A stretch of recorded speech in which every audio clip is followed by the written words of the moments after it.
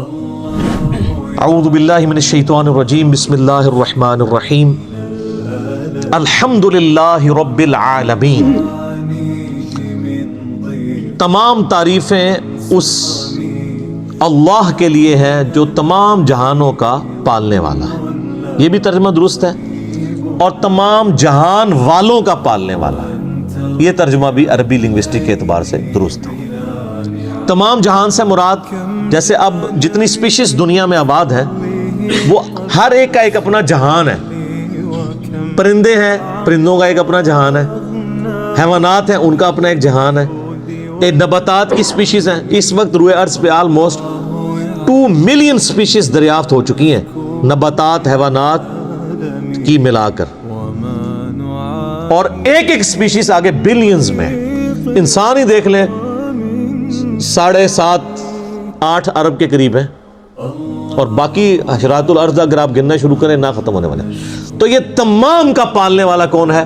اللہ، الرحمن الرحیم، وہ انتہائی رحم فرمانے والا ہے۔ الرحمن کہتے ہیں جیسے اسی سے لفظ یہ اسی، یعنی آپ سمجھ لیں عربی لنگوسٹک کے اعتبار سے طوفان بھی عربی کا لفظ ہے نا، یعنی ٹھاٹھے مارتا ہوا سمندر ہے اس کی رحمت کا۔ اور سمندر تو کبھی کبھی جوش میں آتا ہے نا، اللہ کی رحمت وہ ہے کہ الرحیم مستقل رہتی ہی ٹھاٹھے مارتے ہوئے سمندر کی طرح، الرحمن الرحیم۔ حتیٰ کہ بخاری و مسلم میں حدیث ہے، نبی علیہ السلام نے فرمایا اللہ تعالیٰ نے مخلوقات کی پیدائش سے پہلے اپنے پاس اپنے عرش پہ یہ عبارت لکھ لی تھی کہ میری رحمت میرے غضب پہ بھاری رہے گی۔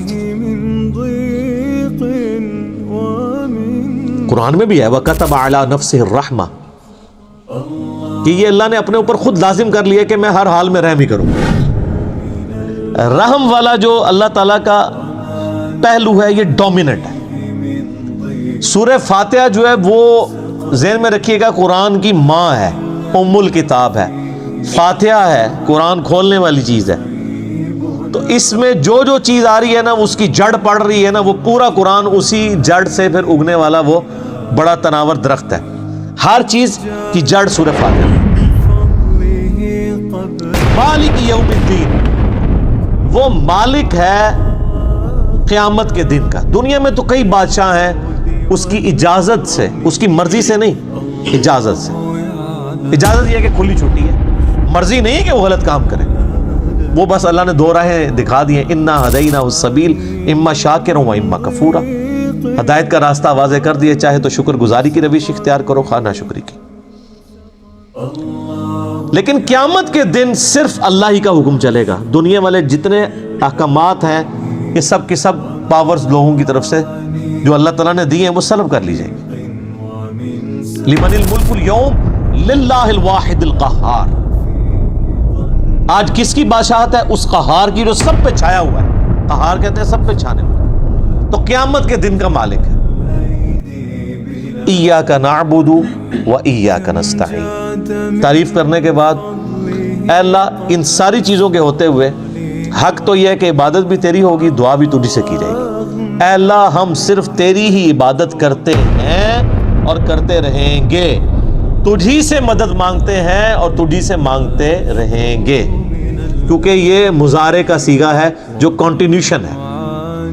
پریزنٹ ٹینس اور فیوچر ٹینس عربی میں ایک ہی ہوتا ہے، ہمارے تو 3 ہوتے ہیں نا اردو میں اور انگلش میں، پاسٹ، پریزنٹ اور فیوچر۔ عربی میں فیوچر اور پریزنٹ کے لیے ایک ہی صیغہ استعمال ہوتا ہے، وہ یہاں پہ استعمال ہوا ہے، ایاک نعبد و ایاک نستعین۔ اور اگر اس کو دعائیہ بنائیں گے جس طرح کہ اعلیٰ حضرت نے ترجمہ کیا ہے، احمد بریلوی صاحب نے، انہوں نے بہت زبردست ترجمہ کیا۔ انہوں نے کہا اے اللہ ہم صرف تیری ہی عبادت کریں اور صرف تجھی سے مدد چاہیں۔ یہ علیحدہ بات ہے کہ وہ خود اور ان کے ماننے والے غیر اللہ سے بھی مانگتے رہے ہیں، ترجمہ ٹھیک کیا ہے۔ اس لیے میں کہتا ہوں قرآن میں کوئی چیز نہیں داخل ہو سکتی، قرآن کا ترجمہ فٹ ہے، آپ کسی کا اٹھا کے دیکھ لیں، ترجمہ سب نے ٹھیک کیا ہوا ہے۔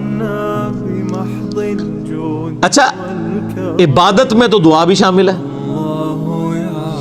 جامعہ ترمذی میں حدیث ہے، سنن نسائی میں حدیث ہے، ابن ماجہ میں، الدعاء هو العبادہ، دعا عبادت ہے۔ تو جب دعا عبادت ہے تو ایاک نعبد میں دعا شامل تھی، یہ پھر ایاک نستعین کیوں آیا؟ اس لیے کہ سب سے سینسٹیو ایشو ہی دعا کا ہے، غیر اللہ کو مدد کے لیے پکارنے کا.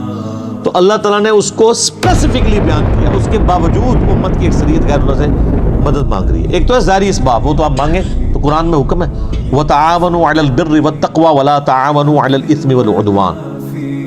یہ تو بالکل ٹھیک ہے. النمل کی آیت نمبر 62 پارہ نمبر 20 کے آغاز میں اَمَّن يُجِيبُ الْمُضْطَرَّ إِذَا دَعَا وَيَكْشِفُ السُّوءَ وَيَجْعَلُكُمْ خُلَفَاءَ الْأَرْضِ أَإِلَٰهٌ مَّعَ اللَّهِ.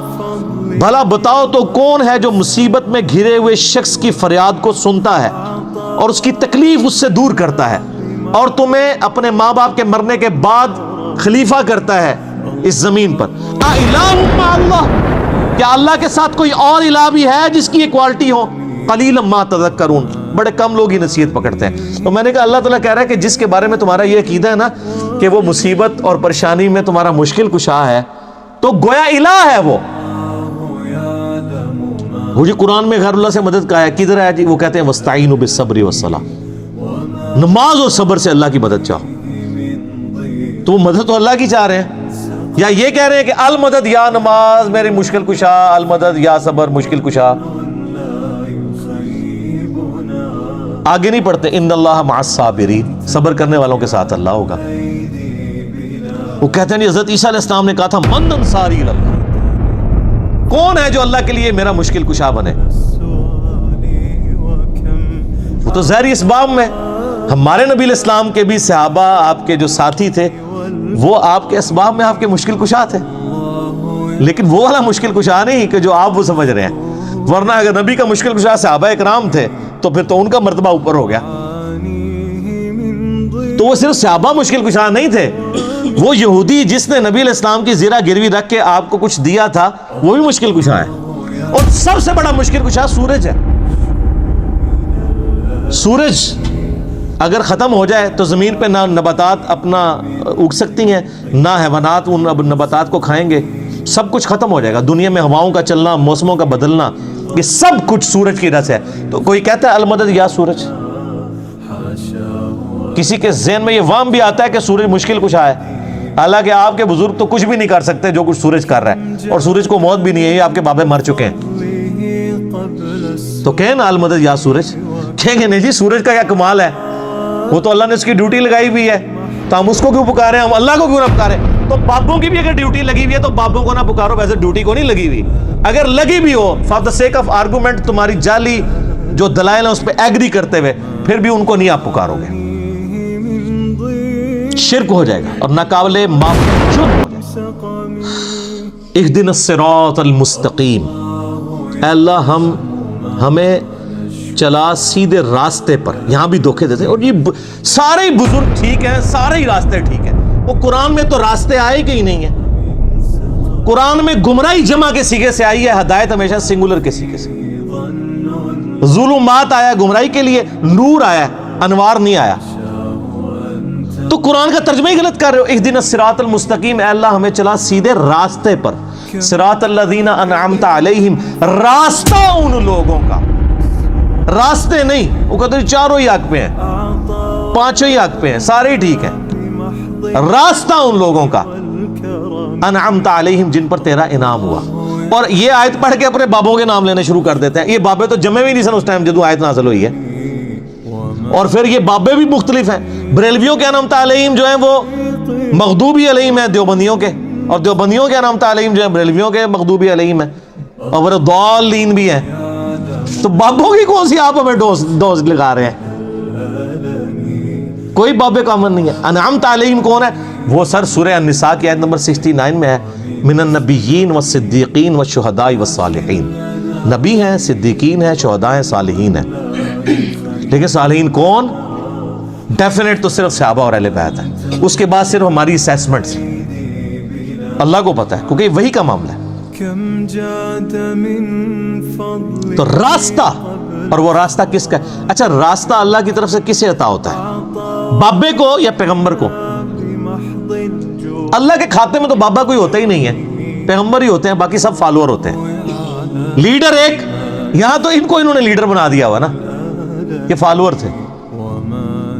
اور وہ سر مسند احمد میں صحیح سند سے حدیث ہے، مشکات کی آپ کو پہلی جلد میں ملے گی۔ نبی علیہ السلام نے زمین پہ ایک لکیر کھینچی، ارد گرد ٹیڑھی لکیریں کھینچی، اور آپ نے وہ سیدھی لکیر پر انگلی رکھ کے سورہ الانعام کی آیت پڑھی، وَأَنَّ هَذَا صِرَاطِي مُسْتَقِيمًا، اور یہ کہ یہ ہے سیدھا راستہ جو میرا ہے، جو بالکل سیدھا ہے، مستقیم ہے، اسی کی پیروی کرو، ادھر ادھر کے راستوں کی پیروی مت کرنا، وہ تمہیں بہکا دیں گے۔ یہ ہے وہ چیز جس کی اللہ تمہیں وصیت کرتا ہے۔ یہ آیت آپ علیہ السلام نے پڑھی اور اپنے راستے کو کہا یہ سیدھا راستہ ہے۔ تو سیدھا راستہ نبی علیہ السلام کا، انعام یافتہ لوگوں کا راستہ نہیں ہے سیدھا، وہ تو بیچارے خود راستے پہ چل رہے ہیں، یہ کہتے ہیں ان کے پیچھے چلے، نہیں نہیں نہیں نہیں، ان کے پیچھے نہیں، اس راستے پہ چلنا ہے جس راستے پہ وہ چل رہے ہیں، ان کے پیچھے نہیں چلنا، نبی علیہ السلام کے پیچھے چلنا ہے۔ کیونکہ وہ تو پھر آپ خود ہی میں سناتے ہیں، شیخ عبد القادر جیلانی کے پاس شیطان آیا، اس نے کہا عبد القادر تیری ساری نمازیں معاف ہیں جی، تو کہنا عبد القادر جیلانی نے لا حول ولا قوت الا باللہ پڑھا اور کہا تو شیطان ہے، تو اس نے جاتے جاتے پھر وار کیا، اس نے کہا تجھے تیرے علم نے بچا لیا، تو ان کا نہیں، مجھے اللہ کے فضل نے بچایا۔ تو کہتے ہیں وہ ایک نورانی شکل میں آیا تھا، تو وہ کہنے لگا میں تیرا رب ہوں، اور پھر اس نے کہا کہ تیرے اس مقام پہ پہنچے ہوئے 70 غوث میں نے ورگلا دیے۔ تو سر پیروں نو پھڑو جنہوں اللہ نے تھوڑا پیر بنایا، ما ضل صاحبکم وما غوا، تمہارے نبی نہ کبھی بہکے ہیں نہ کبھی بیرا چلے ہیں، اس کو پیر مانو۔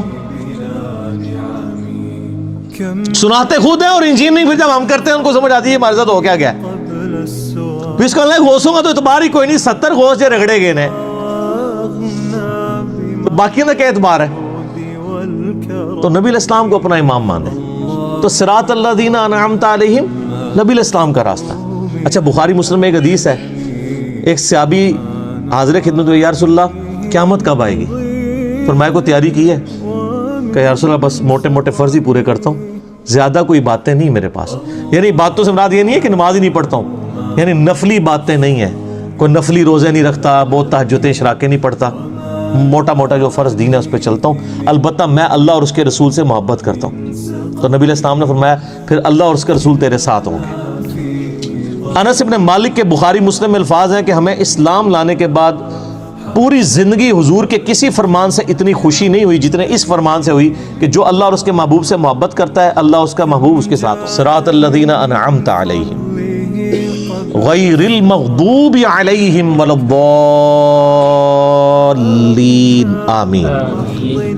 بچانا ان کے راستے سے کہ جن پر تیرا غضب ہوا اور جو گمراہ ہے۔ پورے قرآن کا جو یعنی آپ سمجھیں عقائد کی بنیاد اس صورت میں ہے کہ تمہیں مرنے کے بعد اپنے رب کے حضور پیش ہونا ہے، وہ قیامت کے دن کا مالک ہے۔ قیامت میں اللہ کے پاس پہنچنے سے پہلے پہلے رسولوں کا راستہ اختیار کر لو، توحید کا راستہ اختیار کر لو، اور اللہ سے یہ بھی دعا بھی مانگتے رہو کہ اللہ تعالیٰ گمراہی کے راستے سے اور جو لوگ جن پہ اللہ کا غضب ہوا ان لوگوں کے راستے سے بچاتا رہے۔